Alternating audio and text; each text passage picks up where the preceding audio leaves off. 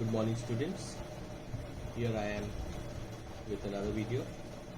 Today we start a new lesson in your books. It is lesson number 4, to build a fire. The author is Jack London. As the name suggests, to build a fire is a story revolving around the importance of fire. As we all know, fire has a lot of importance in our lives, and here we find this hiker who is hiking to extreme temperature. The importance of fire in his hiking experience. The story is quite a long story, so before we start the actual story, I would just like to give you a summary today, where you all will have an idea regarding the story. A small idea would be in your minds regarding the story, so you all will be able to follow it better. So we start. Here in the story we have this solitary hiker. Solitary is alone, and the mistake that this hiker is making is that he is going on this expedition or hike alone under such severe conditions. So we have this solitary hiker accompanied by a wolf dog, and the only companion that this hiker has is this dog. Now let it be known that this dog is not his. It's not a tame dog, it's a wolf dog just accompanying the man. Sensing danger to the man's life, it decides to accompany him through this trek. And this man is doing the trek through the Yukon Creek. The Yukon is a river in North America, Canada, the Yukon Basin, right? So he hoped to meet his boys by 6 o'clock in the evening. And the man decides to take this shortcut, and he believed that he would reach base camp by 6 o'clock, even before the other trekkers could reach the camp. Since he is taking the shortcut, he would reach there before them. He was well prepared for the walk along the creek trail, and he was very well prepared, expert in this trekking, and he knew the dangers, he knew how to walk. He had all the important equipment with him also to make this trek. His unprotected cheek, and he knew that with such severe cold, and the temperature of there was at this moment minus 75 degrees, minus 75, and he was out in the open trying to do this trek. Anyway, he knew it would be freezing cold, but he did not care. That was his arrogance. He did not care. He challenged it. He decided to do it himself. He was aware of the danger of the concealed spring. Now, walking in this creek, this entire river was frozen, but there could be places where the ice could be fragile, ice could break, and if that happened, he would be down into freezing cold water, and that would be very, very bad for him. If it happened, it would be very, very bad for him. Anyway, even getting one's feet wet on such a cold day where the temperature was 75 degrees below zero was danger, and he knew the danger. After some time, he stopped for lunch. Now he took his lunch with him. His lunch was some biscuits, some bacon, some ham, some bread. And an experienced trekker, he did not have it exposed. He wrapped it, and he under his shirt, under his jacket, touching his body. Now the body temperature was keeping all his eatables fresh. Otherwise they would have frozen and he would not been able to eat it. So when it was time for his lunch, he unzipped his jacket, took out whatever he needed to eat, and he sat down there to eat it. Since it would take time in the freezing cold sitting down there, he decided to burn a fire. It was not very difficult to find some twigs. Very soon he got a fire burning. The dog, looking at the fire burning, also sat down at a distance, obviously, not trusting the man, and it just sat down there, close enough where it could also get a part of the heat from that fire. Anyway, the man, after waiting for some time, after resting for some time, decides to start his journey once again, and he continues to walk. His pace was a little brisk this time, and he walked for around another 1 hour. Another 1 hour he walked and walked and walked and walked, and at last he was in the creek. Then all of a sudden he fell to, and all of a sudden he made a mistake of judgment, and his feet went into that part of the ice where the ice was not firm enough. Ice cracked. Within seconds he was down in freezing water up to his waist. Very difficult. He came out.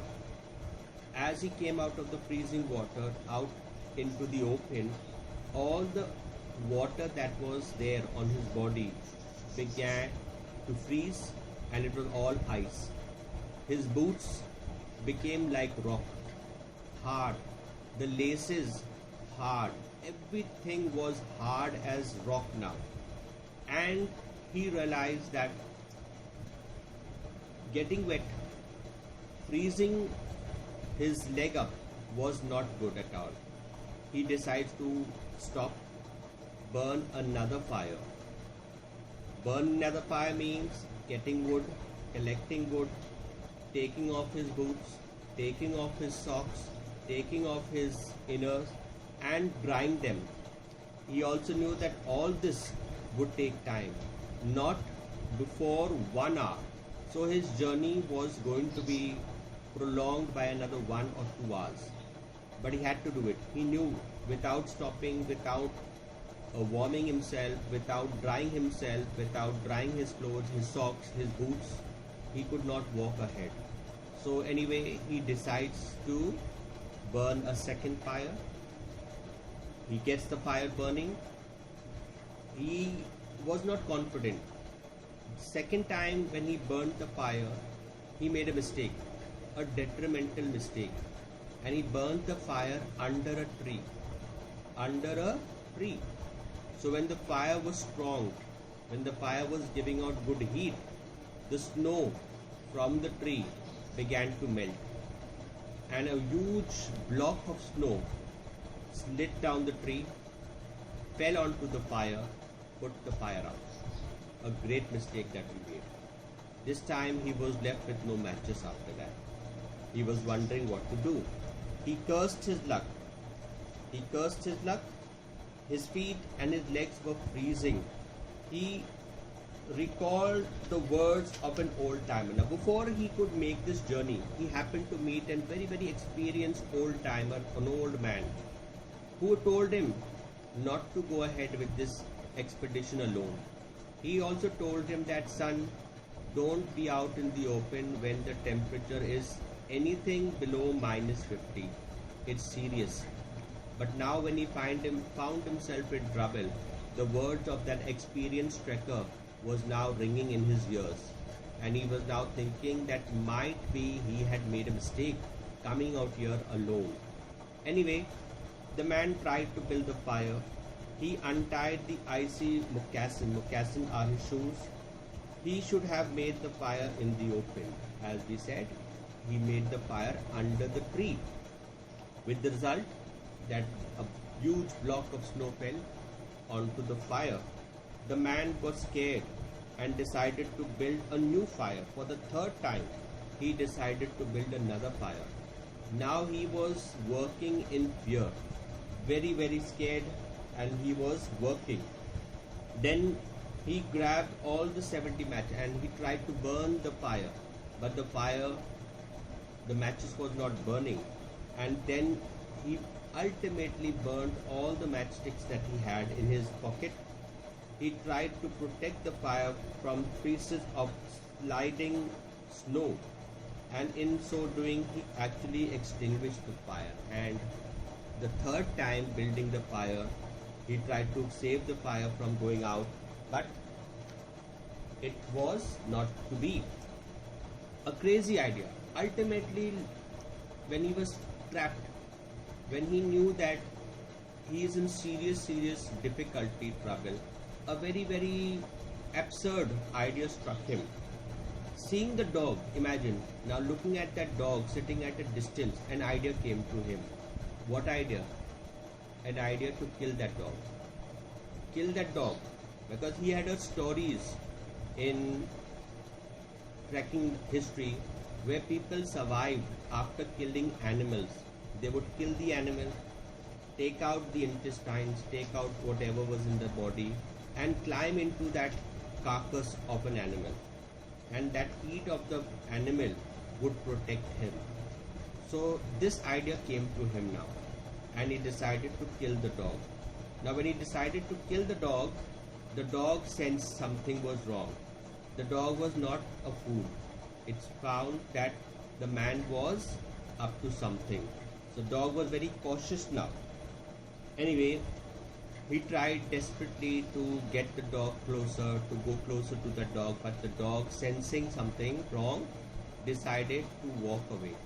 And ultimately the man gave up hope of killing that dog and decided to do whatever was best for him now. Anyway, the man caught the suspicious dog somehow, but realized that his hands were numb to hold the knife. Ultimately, he even caught the dog. The dog was in his hand, imagine. But he was so weak, his hands were frozen, he could not use that knife to kill the dog. And to utter dejection, he left that dog. Then he decided to start to run. And he ran.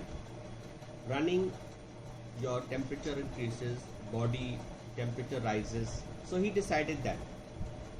Anyway, the man became panicky as he realized that he could not escape. Now he became like really panicky, frightened. He knew that death was inevitable for him. He knew that death was creeping onto him. Frostbite was now little worse, and slowly his hands were numb, his feet were numb.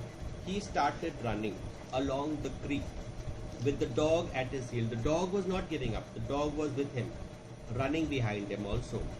He felt good at first. Now when you run in the winter time, you people keep running also sometimes. You feel good. Your body temperature rises. You get that heat. So even he was getting that heat from now. But then he lost his stamina. But how long could he run? He was running in a lot of snow also.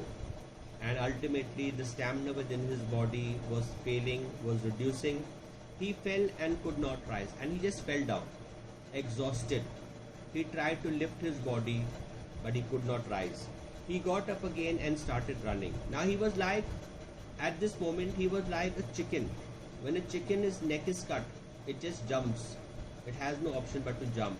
He was in that condition now, just running to save his life. Again he fell. And ultimately he sat quietly and decided to meet his death with dignity. Now realizing that he was in serious trouble, he decided that he could not escape death. He decided to just sit down and accept death as it came to him. He imagined his friends finding his body tomorrow, and he just sat down there, gave up hope of surviving, and imagining that the next day when he does not reach camp, next morning people would be out looking for him. Ultimately they would find him frozen to death. He was ready for all this, dying. He fell off into a clump, and slowly as death crept onto him, he just went into a sleep. As the night came, the dog detected death in the man's scent, and ultimately he died. This trekker died. As he died, the dog, sensing death, decided not to linger next to the man any longer. The dog got up, finding it useless. It knew the camp, and it ran towards the camp where the other trekkers might have been there. So it went towards there. As the night came, the dog detected death in the man's scent. It ran away in the direction of the camp, where he was hopeful of getting fire and food from the other human beings. And it was a used to human being, and it knew that if it reached the camp, it would get some food, it would get some heat, and it would be in a better place. So leaving the man's body there, the dog decided to get up and go. Now, the mistake that this trekker had committed was arrogance, and the theme shows us that we should not be overconfident in ourselves. We should also take others' advice. That old timer at Sulphur Creek advised the man not to do it alone. Because of his overconfidence, he decided to do it himself. So, this was his downfall. And ultimately, in life, when we are overconfident, when we are arrogant, we make mistakes. And sometimes the mistakes could be detrimental. As we find with this man, it was a serious mistake he made, a mistake that led to his death.